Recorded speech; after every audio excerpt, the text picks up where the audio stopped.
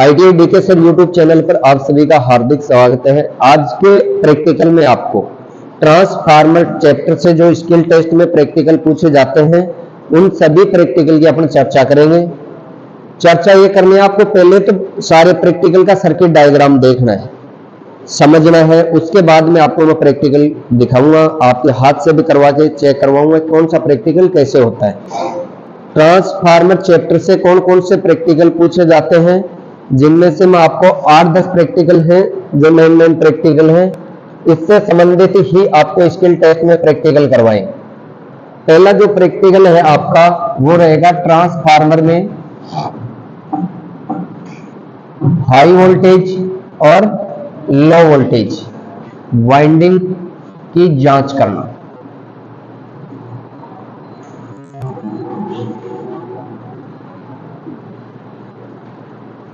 दूसरा जो प्रैक्टिकल है आपका ट्रांसफार्मर गुणवत्ता परीक्षण, जिसको बोलते हैं ट्रांसफार्मर क्वालिटी टेस्ट। तीसरा जो प्रैक्टिकल रहेगा आपका गुणवत्ता परीक्षण के बाद में दो ट्रांसफार्मरों का समांतर संयोजन।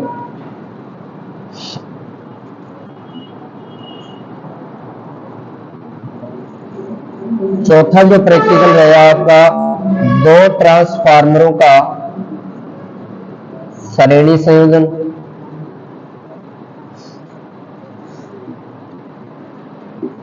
पांचवा प्रैक्टिकल है ट्रांसफार्मर का ओपन सर्किट टेस्ट।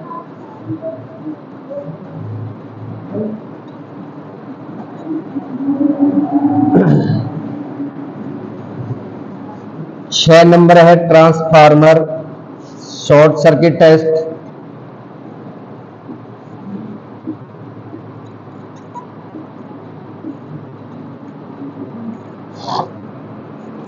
सात नंबर है ट्रांसफार्मर वोल्टेज रेगुलेशन ज्ञात करना।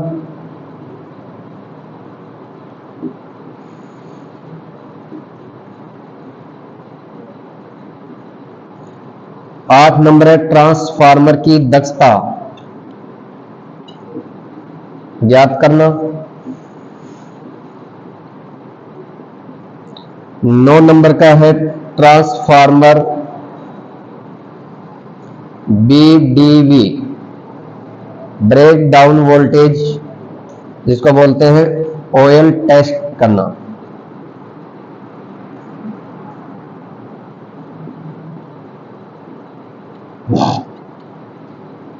या ऑयल की जांच करना।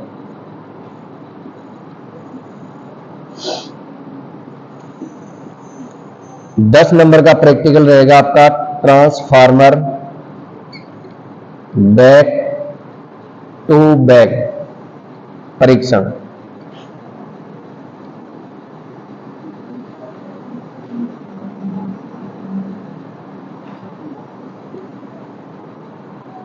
ग्यारह नंबर जो प्रैक्टिकल रहेगा आपका 3 फेज ट्रांसफार्मर का स्टार और डेल्टा संयोजन।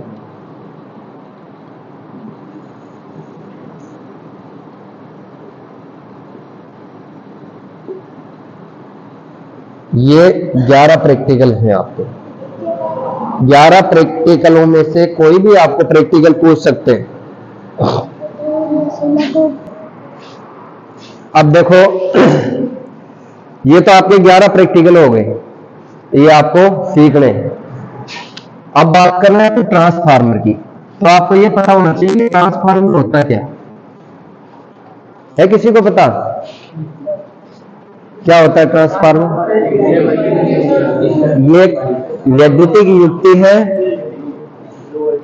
जो क्या काम करती है, ऐसी वैद्युतिक ऊर्जा को, इसको वैद्युतिक ऊर्जा को स्टेप अप और स्टेप डाउन करके एक परिपथ से दूसरे परिपथ में डिस्ट्रीब्यूट करता है। ठीक है, ट्रांसफार्मर क्या है? ट्रांसफार्मर एक वैद्युतिक युक्ति है जो ऐसी वैद्युतिक ऊर्जा को स्टेप अप और स्टेप डाउन, स्टेप अप का मतलब है वोल्टेज को ज्यादा करना, स्टेप डाउन को वोल्टेज को कम करना, स्टेप अप और स्टेप डाउन करके एक परिपथ से दूसरे परिपथ में डिस्ट्रीब्यूट करता है। ट्रांसफार्मर किस सिद्धांत पे काम करता है? म्यूचुअल इंडक्शन के सिद्धांत पर। म्यूचुअल इंडक्शन क्या होता है पता है किसी को? म्यूचुअल इंडक्शन किसको कहते हैं?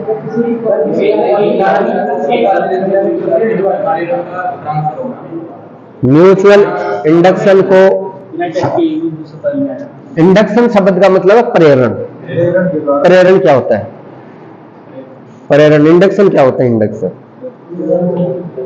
इंडक्शन होता है किसी भी कॉइल के पास, मान लो एक कॉइल रख दी, इस कॉइल में अपन एसी सप्लाई देंगे तो इसमें फ्लक्स जनरेट होता है। ठीक है, इस कॉइल के पास मैं कोई दूसरे कॉइल रख देता हूं तो ये कॉइल में जो ये टर्न है इन फ्लक्स का क्या करेगा? छेदन करेगा और दूसरी कॉइल में बिना कोई संपर्क के ईएमएफ जनरेट होता है, इसको बोलते हैं प्रेरण। ठीक है, तो ट्रांसफार्मर म्यूचुअल इंडक्शन के सिद्धांत पर कार्य करता है। ट्रांसफार्मर की रेटिंग की बात करें तो उसकी रेटिंग होती है केवीए में, किलो वोल्ट एम्पियर के अंदर। ये वाइवा के अंदर भी क्वेश्चन करते हैं ट्रांसफार्मर क्या है, ट्रांसफार्मर का क्या काम है, किस सिद्धांत पे कार्य करता है, उसकी रेटिंग किस में होती है, तो ये आपको ध्यान में रखना है। ठीक है, अब प्रैक्टिकल की बात करें अपन तो प्रैक्टिकल में है लो वोल्टेज और हाई वोल्टेज वाइंडिंग। पहला जो प्रैक्टिकल रहेगा आपका, कोई भी ट्रांसफार्मर होता है उसमें एक वाइंडिंग तो रहेगी उच्च वोल्टेज और एक रहेगी निम्न वोल्टेज। एक में टर्नों की संख्या कम होती है और एक में ज्यादा होती है। जिसमें टर्नों की संख्या ज्यादा रहेगी उस वाइंडिंग का रेजिस्टेंस भी ज्यादा रहता है, जिसमें टर्नों की संख्या कम और रेजिस्टेंस भी कम। तो दोनों वाइंडिंग है आपके पास ट्रांसफार्मर में, दो रहेंगे इनपुट और दो रहेंगे आउटपुट। अब इसमें जो वाइंडिंग, एक वाइंडिंग को तो प्राइमरी वाइंडिंग बोलते हैं और दूसरी को सेकेंडरी वाइंडिंग। ये प्राइमरी और सेकेंडरी आपको निर्धारित करना है, स्टेप अप और स्टेप डाउन भी आप करोगे तो ही होगा। ये क्या है? ट्रांसफार्मर।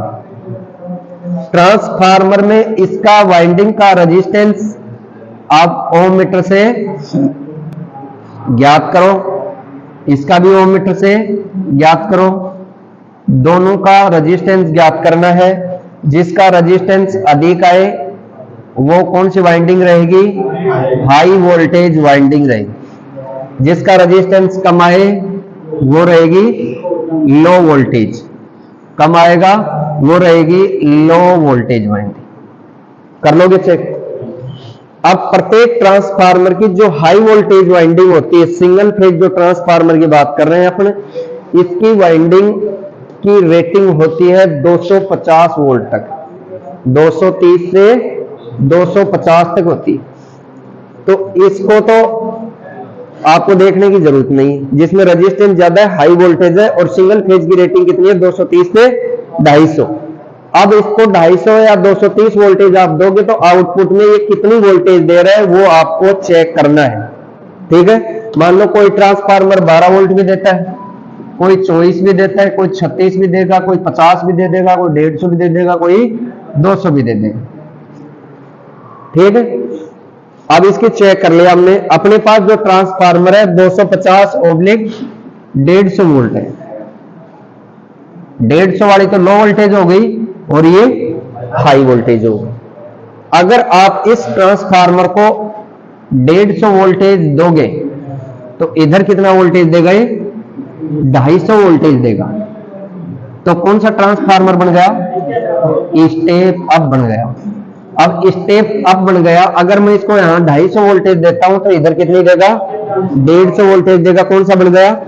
डाउन। स्टेप अप भी आप ही कर रहे हो, स्टेप डाउन भी आप ही कर रहे हो। अगर वोल्टेज ज्यादा चाहिए तो स्टेप अप, कम चाहिए तो स्टेप डाउन। अब मान लिया कि आपने स्टेप डाउन कर लिया, तो इस साइड में आप दे रहे हो 250 वोल्ट या 230 वोल्ट, तो ये कौन सी वाइंडिंग हो जाएगी? Primary winding. और दूसरी कौन सी हो गई?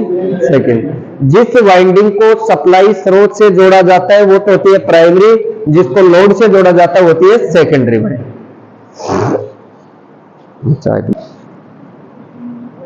दूसरा प्रैक्टिकल है आपका पोलैरिटी टेस्ट। अब ये आपका ट्रांसफार्मर है, दो वाइंडिंग है, एक प्राइमरी और एक सेकेंडरी।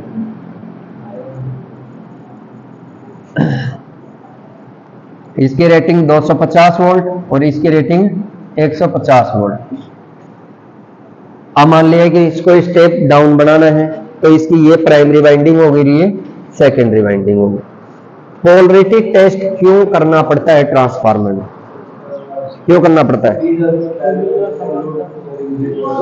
दो ट्रांसफार्मरों का पैरेलल संयोजन करने के लिए पोलैरिटी टेस्ट करना जरूरी, ठीक है। तो पोलैरिटी टेस्ट ट्रांसफार्मर की कैसे होती है? अब मान लिया कि ये प्राइमरी है और ये सेकेंडरी, इसमें से एक वाइंडिंग आपको माननी है। अब मान लिया कि ये प्राइमरी का P1 सिरा हो गया, तो ये क्या हो गया भाई? दूसरा सिरा तो P2 रहेगा। एक सिरे को आप मान लो ये P1 मान लिया, तो इसका दूसरा सिरा P2 हो गया। अब सेकेंडरी का आपको ज्ञात करना है कि कौन सा S1 है, कौन सा S2 है। अब ज्ञात करने की विधि क्या है कि एक तो प्राइमरी का वायर और एक सेकेंडरी का सिरा, दोनों को क्या कर देना? आपको शॉर्ट कर देना, कॉमन कर देना। अब बच गया एक प्राइमरी का और एक सेकेंडरी का। इन दोनों के बीच में वोल्ट मीटर लगाओ। अब इसको सप्लाई देनी है। सप्लाई आप हाई वोल्टेज साइड में दे सकते हैं और लो वोल्टेज में दे सकते हैं। हाई वोल्टेज वाइंडिंग ये है, लो वोल्टेज ये है, तो लेकिन इसमें अगर हाई वोल्टेज साइड में दोगे आप तो ये 250 से अधिक नहीं देनी आप, ठीक है। 250 से कम दे सकते हैं लेकिन अधिक नहीं दे सकते, क्योंकि इसकी कैपेसिटी 250 वोल्ट की है। 300 दे दोगे तो ये वाइंडिंग जल जाएगी। अगर आपको निम्न वोल्टेज लो वोल्टेज साइड में देना है सप्लाई, तो 150 से अधिक नहीं जानी चाहिए, 150 से कम दे सकते हैं। अब वोल्टेज को कम करने की विधि कौन सी है? Auto transformer. ऑटो ट्रांसफार्मर से कम करके आप 150 दे दो या 250। भाई 250 देने की जरूरत ही नहीं है, अपने पास सिंगल फेज 230 या 240 वोल्ट तक आती है। अब मान लिया कि अपने पास 230 वोल्टेज सप्लाई आ रही है, अपन डायरेक्ट हाई वोल्टेज वाइंडिंग में दे दिया। 230 250 से ज्यादा तो है नहीं, कम। इधर 230 दिया तो इधर ये कन्वर्ट कर देगा 130, ठीक है। अब ये वोल्ट मीटर दो कंडीशन में रीडिंग देगा। दो कंडीशन कौन सी? एक तो देगा अपन जो सप्लाई दे रहे हैं उससे अधिक, और एक कंडीशन ये रहेगी कि सप्लाई दे रहे हैं उससे कम। कम और ज्यादा कैसे? कि मान लिया कि आपने एक बैटरी ली या कोई सेल ले लिया, ठीक है। दो सेलों को आप सीरीज में जोड़ोगे तो क्या करना होगा? एक सेल का नेगेटिव, एक सेल का पॉजिटिव, विपरीत हो गए ना सिरे। अब मान लिया कि ये 10 वोल्ट का है और ये 5 वोल्ट का है, तो कितनी आउटपुट होगी इसकी? 15 वोल्ट। अगर ये ट्रांसफार्मर में एक सिरा 2 एक सिरा 1 जुड़ जाए तो क्या होगा? दोनों की वोल्टेज बढ़ जाएगी, ठीक है। बढ़ कितनी जाएगी? 230 प्लस 130 कितनी हो जाएगी? 360। ये 360 रीडिंग दे। अगर ये सिरे मान लो मैं बैटरी वाले सिरे या सेल वाले सिरे माइनस माइनस एक जगह कॉमन कर दूं, प्लस प्लस से मैं आउटपुट लूं तो कितना आएगा? 5 आएगा, क्योंकि ये इसको लेस कर देगा। 5 वोल्टेज है, ये 10 है, तो 5 तो लेस ही हो जाएगा, यहां आएगा आपका 5 वोल्ट। अगर ये सिरे सेम जुड़ जाएंगे, P2 के साथ S2 जुड़ जाएगा तो कितना वोल्टेज आएगा? 100 आएगा। आ गई क्या बात समझ में? अगर ये सिरे सेम रहेंगे, सेम का मतलब है P2 के साथ S2 जुड़ जाएगा तो इसमें कितना रीडिंग आएगी 100। अगर इस P2 के साथ ये S1 जुड़ जाता है तो इसमें आएगा 360। ये पोलरिटी टेस्ट करने की विधि कर लोगे। अब मान लो आपने पोलरिटी टेस्ट कर ली है और इस ट्रांसफार्मर का भी आपने पोलरिटी टेस्ट कर लिया। अब आपको कोई दो ट्रांसफार्मर जोड़ने हैं समांतर में। ट्रांसफार्मरों को आप सीरीज में जोड़ सकते हैं, लेकिन सीरीज में जोड़ने की जरूरत नहीं पड़ती आपको। फिर भी कोई पूछ ले तो मैं आपको बता देता हूं सीरीज में कैसे जोड़ना है। पहले करेंगे अपन पैरेलल से। अब एक ट्रांसफार्मर तो ये हो गया, इसका आपने चेक कर लिया कि ये इसका P2 हो गया और ये इसका P1 हो गया, ये इसका S1 हो गया और ये S2 हो गया। ठीक है, दूसरा ट्रांसफार्मर लेते हैं। पैरेलल संयोजन करने से पहले आपको इनकी 3 शर्तें वो माननी पड़ेगी। कौन सी? एक तो वोल्टेज दोनों में समान होना चाहिए, दोनों की फ्रीक्वेंसी समान होनी चाहिए और फेज क्रम समान होने चाहिए। अब वोल्टेज और फ्रीक्वेंसी तो सेम ही रहेगी, एक शर्त तो ये हो गई।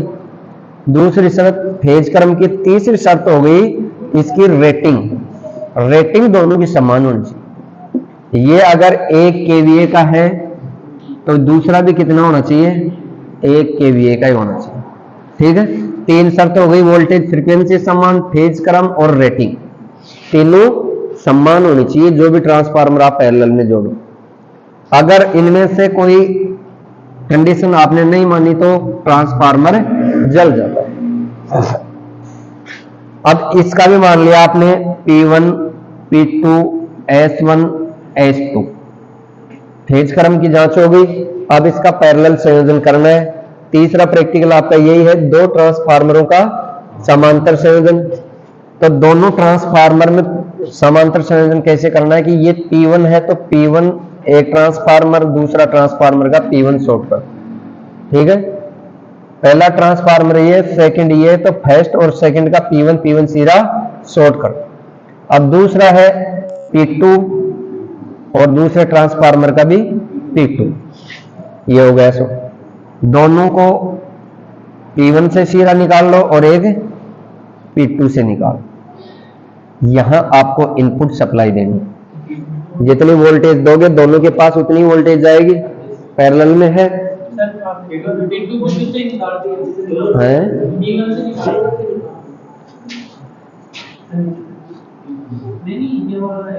एक तो P2 को तो P2 से जोड़ना है, ठीक है, और P1 को P1 से, ये आपका निकाल।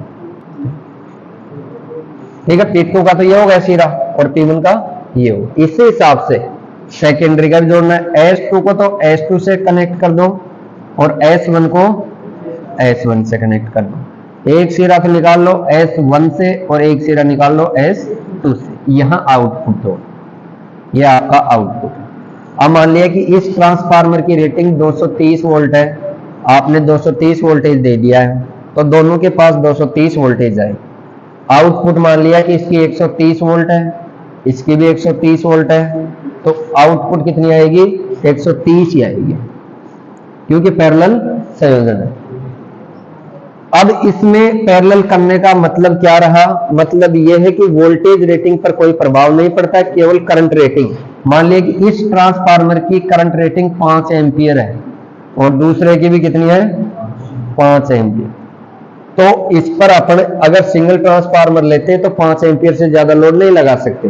ठीक है, तो इस पर आप कितने एम्पियर का लोड लगा सकते हैं?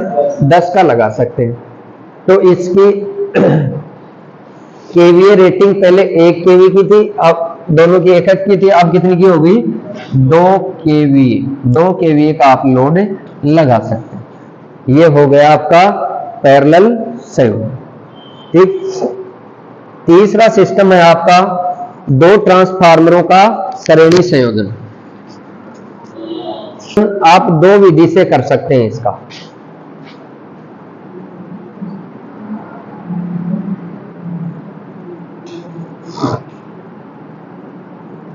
सरणि संयोजन आप सरणि में प्राइमरी वाइंडिंग भी जोड़ सकते हैं, सरणि में सेकेंडरी वाइंडिंग भी जोड़ सकते हैं। सरणि का मतलब हो गया वोल्टेज मान बढ़ाना। अब ये दो ट्रांसफार्मर आपके पास, इसका क्या करना है? सरणि संयोजन। सरणि संयोजन के लिए आपको P1 एक का P2, एक का P1 और दूसरे का P2 जुड़ गया। एक तो हो गया आपके पास P2 और एक हो गया P1। अब इस ट्रांसफार्मर की 230 रेटिंग है, इसकी भी 230 वोल्ट रेटिंग है। अगर आप इसको 230 वोल्टेज ही दोगे तो कितनी हो जाएगा? 115, और 115 दो जगह डिवाइड हो जाएगा। ठीक है, एक ट्रांसफार्मर 230 को बदलता है 130 के अंदर। ठीक है, अब इनके पास 230 में जाकर कितनी जा रही है? 115। आउटपुट में ये भी हाफ हो जाएगी, इसका हाफ कितना हो गया? 65 में, 65 और 65। ठीक है, अब देखो आप 230 की जगह दोनों सीरीज में जुड़े हैं तो इनकी रेटिंग, वोल्टेज रेटिंग हो जाती है 460। आप इसको 460 वोल्टेज दोगे तो ये 130 और 130 मिलाकर कितना देगा आउटपुट में? 260 वोल्ट। वोल्टेज बढ़ गया। लेकिन ये कंडीशन क्या है कि आप इधर से पूरा वोल्टेज दोगे तो इधर से पूरा वोल्टेज मिलेगा। ठीक है, कई बार क्या होता है कि आपके पास यहां तो 230 ही वोल्टेज है, यहां 230 वोल्टेज है और यहां आउटपुट में आप ज्यादा लेना चाहते हो। ठीक है, तो ज्यादा तो 230 से तो ज्यादा जाएगी नहीं, जाएगी? क्यों? घट नहीं जाएगा। आपको ये प्राइमरी वाइंडिंग तो जोड़नी है पैरेलल में, P2 को P2 से और P1 को P1 से। ये पैरेलल में हो गया। अब 230 दोगे तो 230 230 डिवाइड हो गया। ठीक है, अब यहां आउटपुट इसकी क्षमता है 130। अब इनको जोड़ दो सीरीज में, एक का 2 और एक का 1। अब आउटपुट में कितना मिलेगा? 260 वोल्ट मिलेगा। भाई इधर तो इनको दोनों को बराबर मिल गई पैरेलल में, दोनों वाइंडिंग को। लेकिन सेकेंडरी जो वाइंडिंग है इसकी, इसको अपने सीरीज में जोड़ने से 130 हो गया और 130 दोनों जुड़ जाएंगे 260। इधर से अपन दे रहे हैं 230 और इधर जा रहा है 260। ठीक है, ये है आपका सरणि संयोजन है। स्टेप अप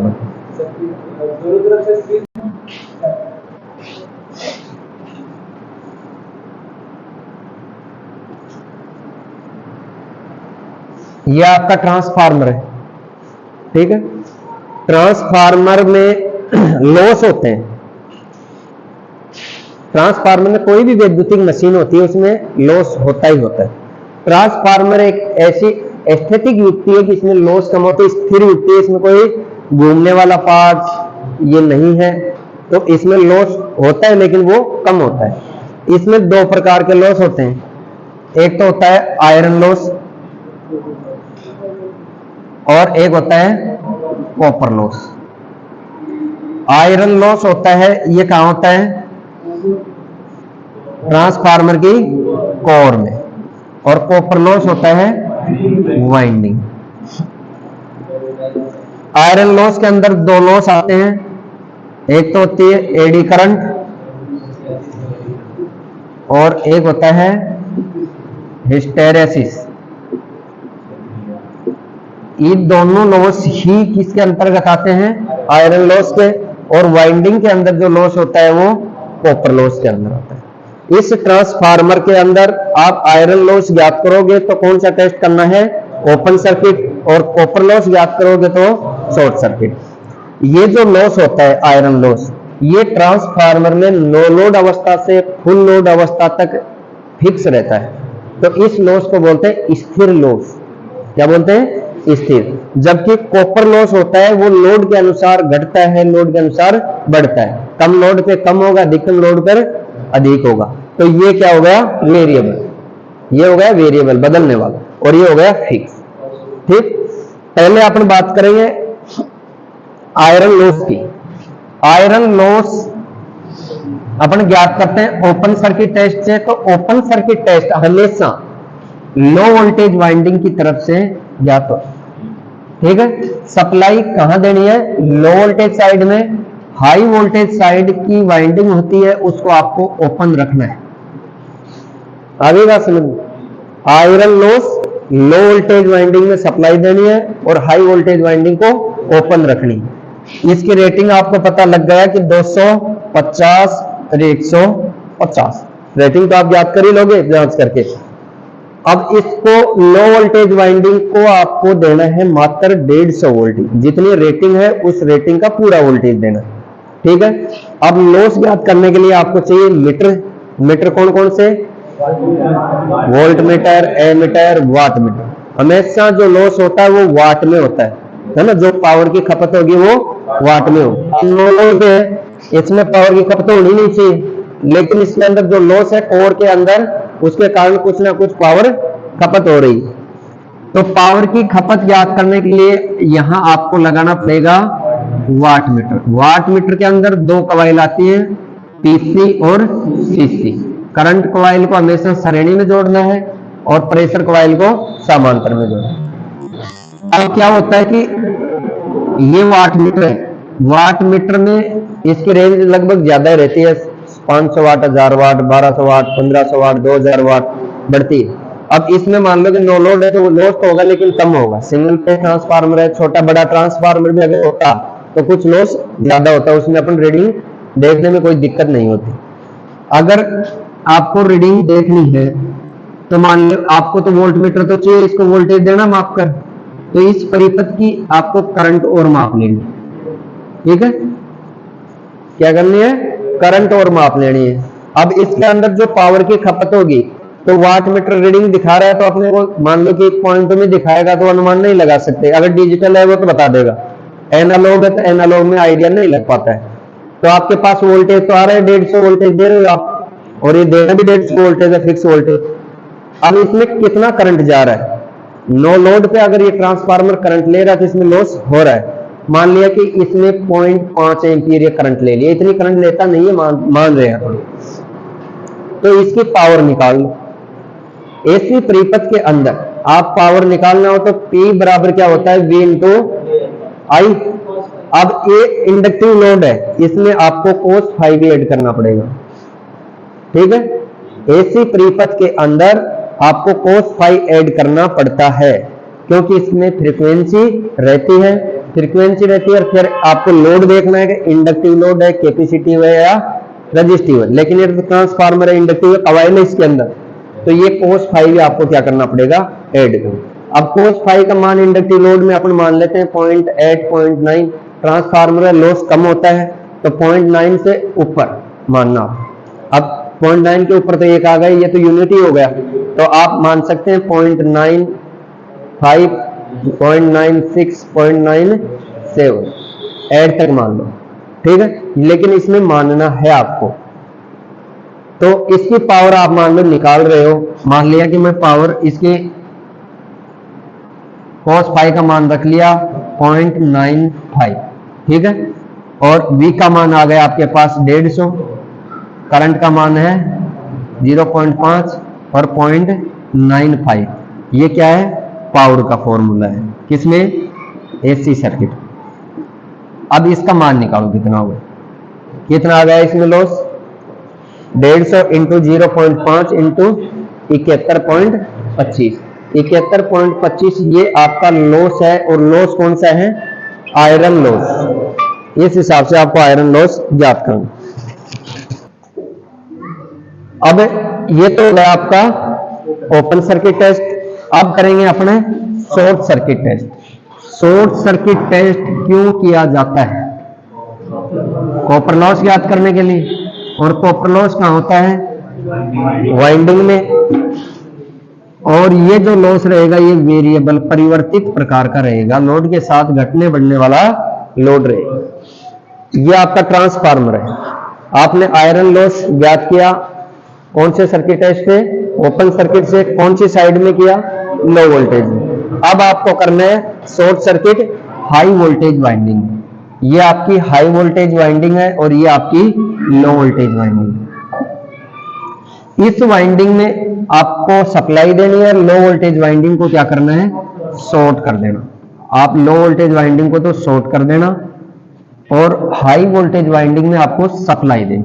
सप्लाई कितनी देनी है, 250 वोल्ट इसकी रेटिंग है, तो इसका 5% ही वोल्टेज आपको देना है। 5% कितना हुआ, 12.5, 12, 12.5, 13, मतलब 15 वोल्ट तक आप दे दो, इसमें कोई दिक्कत नहीं। अगर इससे ज्यादा दोगे तो ये वाइंडिंग शॉर्ट आगे से ये जल जाएगी, ठीक है। 5% आपको इसमें वोल्टेज देना है इसकी रेटिंग का। मान लो कि यही ट्रांसफार्मर 400 वोल्टेज इसकी रेटिंग रहती तो कितना देते, इसमें कितना देते, 20। इसी हिसाब से आपको 5% देना है। अपने पास सिंगल फेज का है। अब इस लॉस को ज्ञात करने के लिए आपके पास मीटर चाहिए। मीटर है, मेजरिंग इंस्ट्रूमेंट लगाना है, वाट मीटर है। वाट मीटर में ये प्रेशर कॉइल हो गई, ये सीसी कॉइल। अब इसका वोल्टेज मापने के लिए क्या चाहिए, वोल्ट मीटर है, और करंट मापने के लिए एमीटर। पहले आपको लगाना है वोल्ट मीटर, फिर लगाना है एमीटर, फिर लगाना है वाट मीटर। अब इसमें 250 वोल्टेज रेटिंग है इसकी, तो इसका 5% देंगे तो अपन दे दिया 12.5 वोल्ट। ये शॉर्ट है। अब इसमें जितना करंट प्रवाहित होना है वो खोलेगा लो लोड पे, क्योंकि शॉर्ट है, सर्किट पूरा है। अब देखो ये रीडिंग देगा। अगर मान लो ये उच्च मान का है, रीडिंग नहीं दे रहा, तो आपको वही कॉन्सेप्ट अपनाना है, P बराबर V इंटू आई cos फाई। मान लिया आपने 12.5 वोल्टेज दे दिया, करंट का मान आ गया आपका 0.5 और cos फाई का मान रख दिया आपने 0.95। तो इसका कितना आ रहा है, कितना लॉस आ गया। ये आपको मैं उदाहरण बता रहा हूं, आप मापोगे तब पता लगेगा कितना वोल्टेज आ, कितना आ गया 5.93। ये किस में आएगा, वाट में। ये आपका पावर लॉस हो रहा है, ठीक है। इस प्रकार आपको करना है शॉर्ट सर्किट टेस्ट। इस टेस्ट से क्या ज्ञात होता है, कॉपर लॉस। ये तो हो गई आपकी बात शॉर्ट सर्किट और ओपन सर्किट वाली। अब अगला प्रैक्टिकल है, प्रैक्टिकल नंबर 7 है आपका वोल्टेज रेगुलेशन। ट्रांसफार्मर का वोल्टेज रेगुलेशन भी आपको ज्ञात करना है, और वो ज्ञात कैसे होता है, इसका भी एक फॉर्मूला होता है। क्या फॉर्मूला होता है वोल्टेज रेगुलेशन का, वोल्टेज रेगुलेशन। वोल्टेज रेगुलेशन हमेशा प्रतिशत में व्यक्त किया जाता है। इसका जो मान होगा वो किस में निकालना है, प्रतिशत के अंदर। अब इसका फॉर्मूला है VNL माइनस VFL बटा VFL इंटू 100। ये आपका वोल्टेज रेगुलेशन का फॉर्मूला है, ठीक है। VNL का मतलब होता है नो लोड वोल्टेज, VFL का मतलब होता है फुल लोड वोल्टेज। अब ये फुल लोड वोल्टेज आपको नीचे ऐड करके इसको मल्टीप्लाई करना 1000 से, क्योंकि इसमें 100 से करना है, क्योंकि ये प्रतिशत में निकालना है, ठीक है। अब देखो वोल्टेज रेगुलेशन कैसे ज्ञात करोगे। आपको पता है आपके ट्रांसफार्मर है स्टेप डाउन प्रकार का, तो आपने मान लिया इसमें 230 वोल्टेज दे दिया। इधर ये जनरेट कितनी हो रही है, 130 वोल्टेज आउटपुट में। अब देखो, अब वोल्टेज पे इस पे कोई लोड नहीं लगा हुआ सेकेंडरी वाइंडिंग पे। अब इसका वोल्टेज मापो कितना आ गया, 130। अगर इस पर इसकी रेटिंग का पूरा लोड लगाओगे, इसकी रेटिंग कैसे निर्धारित करें, केवीए रेटिंग। केवीए रेटिंग निकालो, इसकी वाटेज रेटिंग मान लो कि इसकी रेटिंग कितनी है 130, और करंट रेटिंग भी आती है हर ट्रांसफार्मर पे, ठीक है। अब मान लिया कि इसमें रेटिंग है इसकी 2 एम्पियर, तो कितना वाटेज क्षमता होगी इसकी 260 वाट। ये इसकी अधिकतम वाटेज क्षमता होगी, तो ये 260 का इस पे क्या लगाना, आपको लोड लगाना है। ये लोड प्रतिरोध लगा दिया जिसकी रेटिंग कितनी है 260 वाट, ठीक है। अब देखो इसमें ये लोड लगाने के बाद दोबारा से आप वाट मीटर वोल्ट मीटर से करंट इसका वोल्टेज मापोगे, तो इसमें 130 से कम आएगा। एक बार तो आपको उसमें प्राइमरी में देना 230, इसकी रेटिंग देनी है, इधर आउटपुट में कितना देगा, 230 देगा। इस पर कोई लोड नहीं लगा हुआ है, और ये कौन सा वोल्टेज हो गया, VNL, नो लोड वोल्टेज का मान कितना है, 130। अब इसकी पावर रेटिंग निकालो। पावर रेटिंग कितनी है इसका ये जो ट्रांसफार्मर आपका, इसकी रेटिंग है 130 into 2 ampere. Current into voltage को मल्टीप्लाई करोगे तो इसकी वाटेज रेटिंग आ गई 260 वाट। अब इस पर इसका वाटेज रेटिंग के अनुसार लोड लगाओ। ये लगा दिया हमने 260 वाट का, ठीक है। अब दोबारा से इसका क्या मापना है, वोल्टेज मापना है। अब 230 से कम आएगा, कुछ वोल्टेज ड्रॉप होगा। तो मान लिया कि यहां आ गया वोल्टमीटर लगाने पर 125, ये 125 है, ये रहेगा आपका फुल लोड वोल्टेज VFL। दो मान हो गए। अब इस फॉर्मूले में रखो इसको। VNL का मान कितना था, 130 माइनस फुल लोड का था 125 बटा 125 इंटू 100, कितना आ गया, 4 कैसे आ गया, 500 इंटू 125, 4% आ गया। क्या आया, 4% आ गया वोल्टेज रेगुलेशन। अब है कि इस ट्रांसफार्मर का वोल्टेज रेगुलेशन का पता लग गया तो आप इसकी दक्षता भी ज्ञात कर सकते हैं। दक्षता मान लिया कोई भी मशीन होती है उसकी 100% ही दक्षता होती है। अब ये वोल्टेज रेगुलेशन इसमें से आप घटा दोगे तो कितना बच गया, 96% इसकी क्या रहेगी, दक्षता। आप डायरेक्ट भी निकाल सकते हैं या फॉर्मूले से भी निकाल सकते हैं। अगला प्रैक्टिकल है आपका प्रैक्टिकल नंबर 8, ट्रांसफार्मर की दक्षता ज्ञात करना। तो दक्षता और कैसे याद कर सकते हैं आप, फॉर्मूले से। फॉर्मूला कौन सा है इसका, आउटपुट बटा इनपुट। अब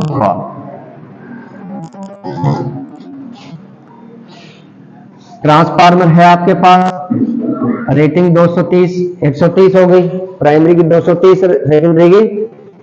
तो ये जो नो लोड है इस पे कोई लोड नहीं है अब, ठीक है। आपका दक्षता का सूत्र होता है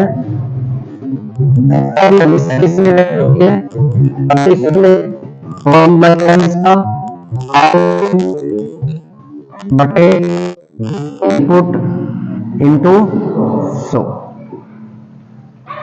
आगे बात समझ में।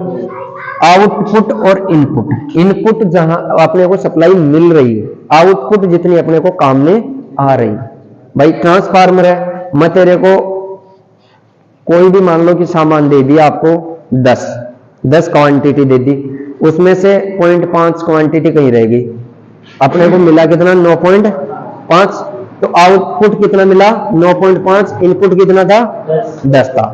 इसी हिसाब से अब इस पे कोई लोड नहीं है तो इसकी पावर, इनपुट पावर कितनी रहेगी, मान लो कि ये तो इसकी वोल्टेज रेटिंग हो गई और ये इसकी करंट रेटिंग हो गई, ठीक है। अब 130 इंटू 2 एम्पियर इसकी करंट रेटिंग है तो कितनी आ गई, 260 वाट। ये इनपुट पावर है इसकी।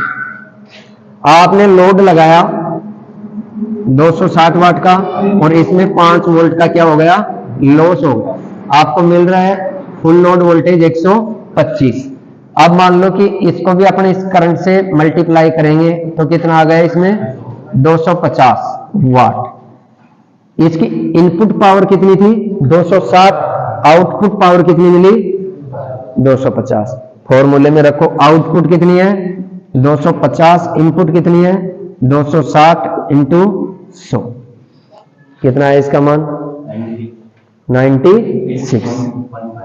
ये 96.15। ये आपकी 96% क्या है, दक्षता है, ठीक है। ट्रांसफार्मर की दक्षता कितनी होती है, कितनी होती है, कितनी तक, 95 से 98 तक, ठीक है। क्योंकि इसमें लॉस कम होता है अन्य वैद्युतिक मशीनों की तुलना में। तो आपका ये आपका दक्षता का सूत्र है, इस फॉर्मूले से आप इसकी दक्षता निकाल सकते हैं। आपको प्रैक्टिकल में भी आपको निकाल कर बताएंगे। अब रह गया आपका बीडीवी टेस्ट, ट्रांसफार्मर का बैक टू बैक और 3 फेज ट्रांसफार्मर का स्टार और डेल्टा संयोजन। अब आपको दक्षता तक के 8 क्वेश्चन करने हैं, 8 जो प्रैक्टिकल है ये करने, उसके बाद में ये बीडीवी बैक टू बैक और 3 फेज वाला वो बाद में, ठीक।